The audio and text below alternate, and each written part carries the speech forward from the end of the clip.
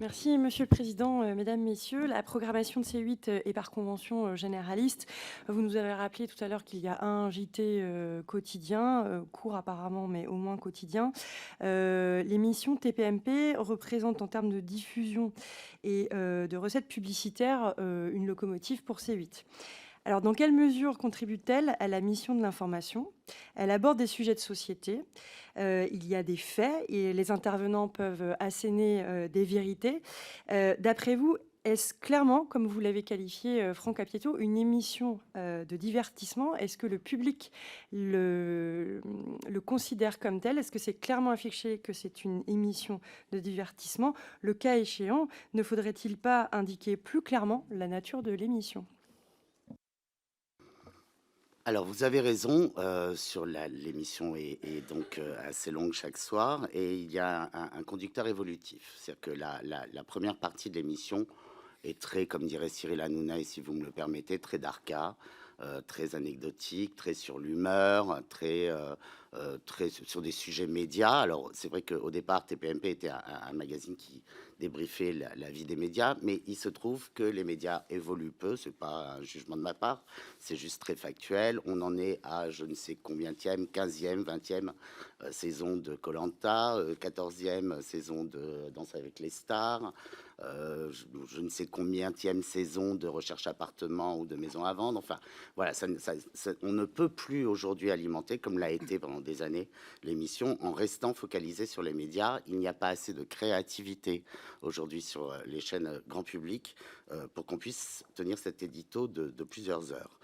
Donc il y a une évolution qui effectivement parfois nous permet d'aborder des sujets qu'on pourrait considérer comme des sujets d'actualité. Globalement, ils sont quand même traités avec un ton assez divertissant, des avis tranchés de pour ou contre, je zappe, je mate, enfin voilà, tout un jargon qui rubrique l'émission de Cyril, et une place aujourd'hui laissée aux faits divers, qui est un genre assez commun. Il y a des émissions sur toutes les antennes de la TNT, nouvelle TNT, qui consacrent des soirées entières à ces faits divers.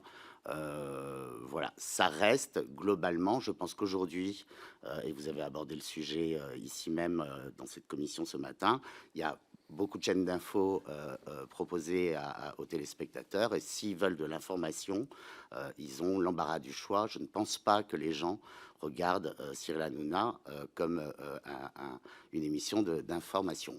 Cela dit, Cyril a aussi fait des collections de Prime tout à fait différentes, qui s'appellent Balance ton poste, qui sont nées sous une pulsion de gens, comme nous sommes réellement en direct. L'histoire de Balance ton poste, c'est des infirmiers qui sont venus nous voir en disant on aimerait prendre la parole, on sait que vous êtes en direct, on sait que vous êtes proche de nous, est-ce que vous nous laissez la possibilité? Donc on a vu avec eux le message qu'ils voulaient passer, et ils ont pu s'exprimer en direct dans l'émission de Cyril. Puis les Gilets jaunes, puisque nous sommes à cette époque-là, se sont manifestés, et au lieu de changer la nature de TPMP, on a décidé de faire des primes en direct, avec donc l'émission Balance ton poste, où on parlait de la société et de l'actualité d'une façon beaucoup plus sérieuse. Tout à l'heure, je vous ai dit que Cyril, il n'y en avait qu'un, mais Cyril a aussi ce côté de vouloir recevoir les gens, de leur laisser la parole. Et évidemment, quand on est face à des gens qui sont en grande difficulté sur des sujets de société graves, Cyril se tient absolument parfaitement. Il est là pour distribuer la parole, pour dispatcher et faire en sorte que toutes les tendances et toutes les paroles soient respectées. Et pour compléter la réponse de Franck, votre question est intéressante parce que en France, la télévision linéaire, le paysage audiovisuel a énormément résisté par rapport aux nouveaux usages, notamment grâce à la force des chaînes TNT. Ces chaînes TNT ont développé des magazines de direct en access, alors que ce n'était pas le cas avant la TNT. Il y avait beaucoup de jeux qui étaient enregistrés ou de séries américaines. Et regardez là, je prends 3 exemples d'émissions. TPMP, tous les soirs, donc de 19h à 21h. En général, il y a 30 millions de personnes, de concitoyens qui regardent la télévision à cette heure-là. Vous avez Quotidien et vous avez C'est à vous. Et ces 3 émissions, dans leur style différent, invitent ou abordent des thèmes de l'actualité avec des femmes et des hommes politiques. D'ailleurs, certains d'entre vous sont passés dans ces émissions, et partent sur un sujet entertainment, puis info, puis fait divers. Et c'est pour ça qu'on a créé ce mot d'infotainment. Et quand ce matin, je prenais l'exemple des 15 minutes de rattrapage pour le président Macron et 15 minutes de rattrapage pour la candidate Madame Le Pen, nous avons organisé dans l'émission de Cyril ce débat de 15 minutes et ce face-à-face entre Jordan Bardella et Gabriel Attal, ce qui a permis de comptabiliser les temps d'écoute. Donc aujourd'hui, la frontière entre l'info et l'entertainment, eh bien, il n'y en a plus. Et on passe d'un sujet à un autre. Je pense aussi que les réseaux sociaux nous ont permis ça. Donc d'où cette surveillance accrue de cette émission, et d'où, tu parlais de Balance ton poste, des personnes qui ont émergé dans cette émission. Je parlais du chroniqueur, on en parlera tout à l'heure, du chroniqueur Louis Boyard.